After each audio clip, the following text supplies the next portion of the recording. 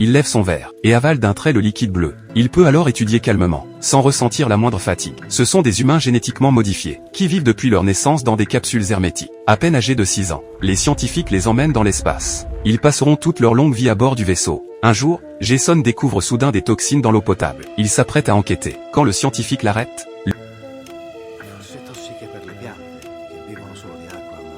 lui assurant que c'est sans danger pour l'homme. Mais cela éveille la curiosité de Jason. Il veut consulter les documents, mais on lui refuse l'accès. Avec Danny, il se faufile discrètement dans la bibliothèque. Il découvre que le liquide bleu qu'ils boivent quotidiennement est en fait un médicament qui inhibe les pulsions instinctives et réduit les élans de l'adolescence, mais provoque des effets secondaires, la perte de toute sensation de plaisir. Le lendemain, Jason jette secrètement le liquide. Il ressent enfin du plaisir, mais peine à contenir ses pulsions primitives. Il éprouve du désir pour Lisa. Regardant battre son pouls, Jason approche lentement sa main. Cette sensation lui est totalement inconnue. Après ce contact physique, Jason ne cesse de regarder Lisa. Son ami Danny s'intéresse aussi à Lisa, mais ses gestes sont plus audacieux. Danny trouve Lisa en cachette, profitant de l'absence de témoins. Il pose sa main sur son épaule. Voyant qu'elle ne résiste pas, Danny perd le contrôle et la serre dans ses bras, la plaquant contre sa poitrine. C'est alors que Lisa se débat. Heureusement, le docteur arrive à temps, et repousse Danny avec force. Alors que le docteur s'interroge, le système de communication du vaisseau tombe en panne. Plus aucun contact avec la Terre. Le docteur décide de sortir inspecter, et tenter une réparation.